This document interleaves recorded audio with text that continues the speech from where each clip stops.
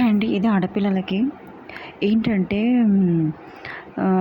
చాలామందికి కుకింగ్ రాదండి. తల్లిదండ్రులు చిన్నప్పటి నుంచి పిల్లలకు నేర్పరు. కుకింగ్ అనేది పిల్లలకు చిన్నప్పటి నుంచే నేర్పాలండి తల్లిదండ్రులు. ఎందుకంటే అది ప్రాపర్గా కుకింగ్ చేయడం వల్ల ఏమవుతుందంటే హెల్త్ మంచిగా ఉంటుందండి. అందరు చేస్తారు, ఆ టేస్ట్ ఉంటాయి, మసాలాలు వేస్తారు, టేస్ట్ ఉంటుంది. అది కాదండి, ఉట్టి ఉప్పు కారం వేసినా కూడా కర్రీ అనేది టేస్ట్ ఉండాలండి. అది ఎలా వస్తుంది అంటే విత్ ఎక్స్పీరియన్సేనండి. తల్లిదండ్రులు కంపల్సరీ ఆడపిల్లలే కానీ మగపిల్లలే కానీ నేర్చుకోవాలండి.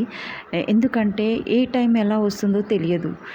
తల్లిదండ్రులు ఎప్పుడు ఉంటారో ఉండరో, అలాంటప్పుడు చాలా జాగ్రత్తగా కుకింగ్ గ్యాస్ స్టవ్ మీద జాగ్రత్తగా కుకింగ్ నేర్చుకోవడం వల్ల ఏమవుతుందంటే ప్రాపర్గా గ్యాస్ ఆన్ చేయడం కానీ ఆఫ్ చేయడం కానీ, లేదంటే ఆ కర్రీస్ని చాలా టేస్టీగా ఉండడం అనేది ఆ పిల్లలకు వచ్చేస్తుందండి. తల్లిదండ్రులు ఉన్నా లేకున్నా వాళ్ళకి ప్రాబ్లం కాదండి. ఇవాళ రేపు ఏమవుతుందంటే ఎలాంటి రోగాలు వస్తున్నాయో తెలియదు. తల్లికైనా తండ్రికైనా ఆల్ ఆఫ్ సడన్గా చనిపోతున్నారు. మా ఫ్యామిలీలోనే ఒక కేసు అయ్యిందండి. మా దగ్గర చుట్టాల అమ్మాయి చనిపోయింది. చిన్న ఏజ్లోనే 35 years యంగ్ ఏజ్లోనే చనిపోయింది. పిల్లలు 2 ఉన్నారు. ఒకళ్ళు 10th, ఒకళ్ళు ఇంటర్ అనుకుంటాను. అయితే ఆ కుకింగ్కి చాలా ఇబ్బంది అయింది. హస్బెండ్ కూడా అంతంతా రాదు.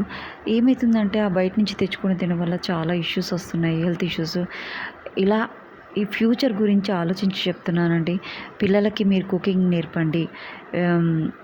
అయ్యో చిన్నపిల్లలు కదా, కాల్ చేసుకుంటారు కదా, మీరు దగ్గరుండి జాగ్రత్తగా నేర్పించారనుకోండి పిల్లలు బాగా చేస్తారు. ఏం కాదు, ఇలా మీరు ఆలోచనతోటి చేయండి. మంచి ఆలోచనతోటి పిల్లలకు నేర్పించండి. పిల్లలకు ప్రతి ఒక్కటి రావడం తప్పేం కాదండి. ప్రతి ఒక్కటి అంటే వాళ్ళకు ఉపయోగపడేది ఫ్యూచర్లో.